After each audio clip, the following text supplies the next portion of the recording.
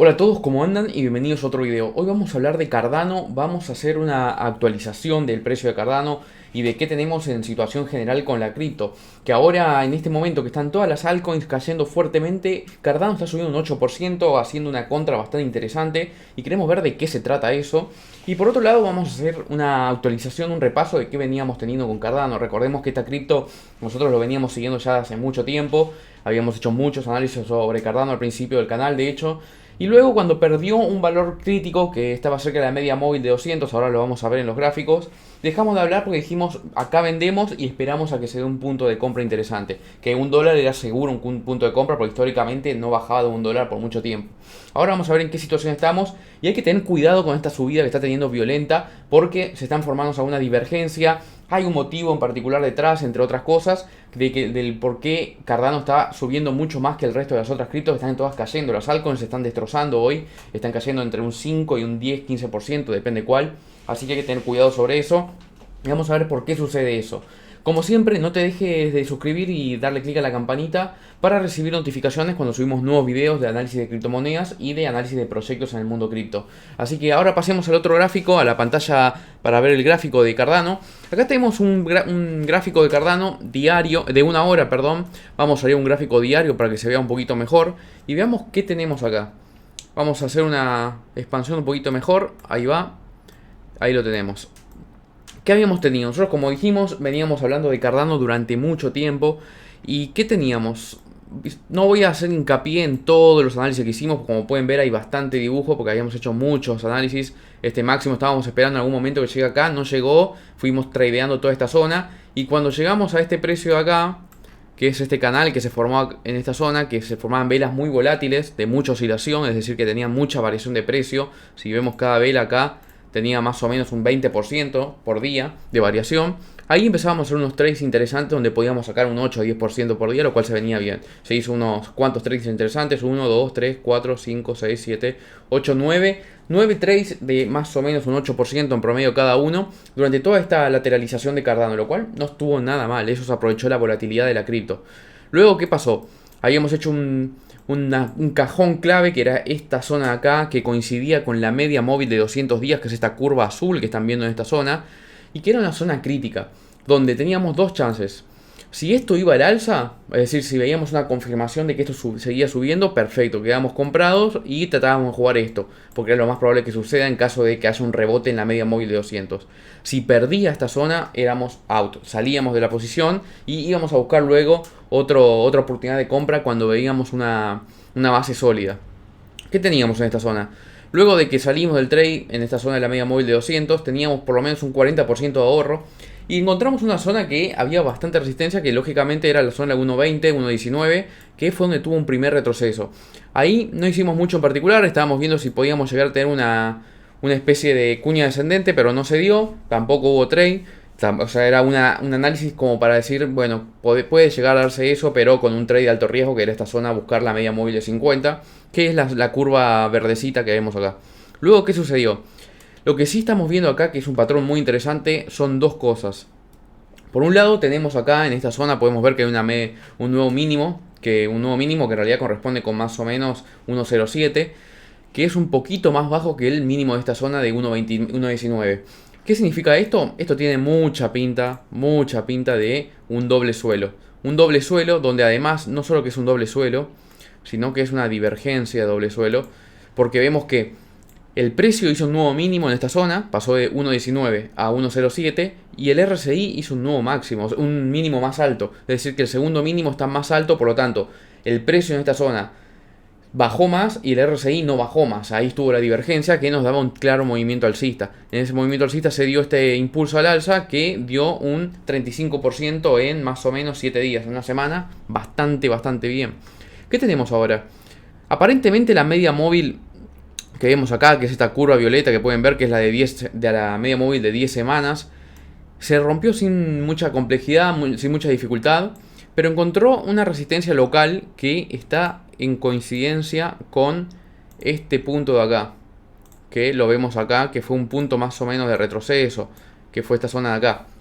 Entonces, ¿qué es lo que tenemos? Si nosotros vemos los gráficos y vamos a ver todas las altcoins que están viendo acá, Están viendo que no se ve mucho porque justo lo tapa mi cara, pero la gran mayoría, a ver si les puedo cambiar la ubicación, ahí lo pueden ver. La gran mayoría están en rojo, excepto Cardano, por ejemplo, que tiene un 7%, es bastante la diferencia. Si vemos los gráficos podemos ver varias cosas. Acá tenemos Nier, por ejemplo. Nier hablamos hace poquito y era una cripto que estaba en una posición donde si rebotaba en la media móvil de 50 daba una entrada. Como ya se perdió esa media móvil, se salió de la posición, así que el que vio el video ya sabe cómo sigue. En mi caso, por lo menos, lo que yo hice.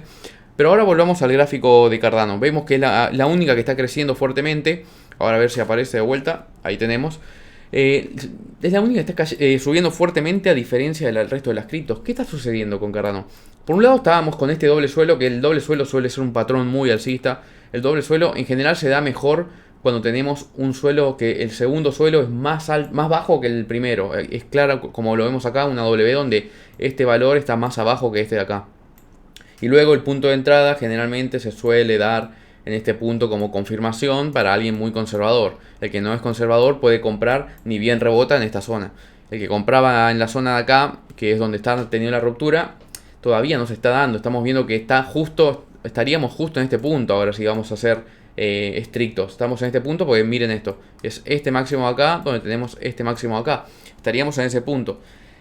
Si el doble suelo se confirma realmente como un movimiento de doble suelo, esto debería estar empezando a ir al alza, por lo menos a buscar la media móvil de 200 como mínimo, que es un 80, pero hay un par de cositas acá. ¿Y dónde lo vemos esas cositas? Vamos a ir al gráfico diario, al gráfico de una hora. El gráfico de una hora lo podemos ver muy clarito, que lo que tenemos acá es que otra divergencia bajista de corto plazo. ¿Qué significa eso? Vemos acá que el precio está haciendo un nuevo máximo, que pasamos de 1.56 a 1.58 más o menos, y el RSI al revés. El RSI se está descargando, hay una divergencia en esa zona. Perdón, este caso sería esta de acá. Disculpen, ahí va, sería esto de acá.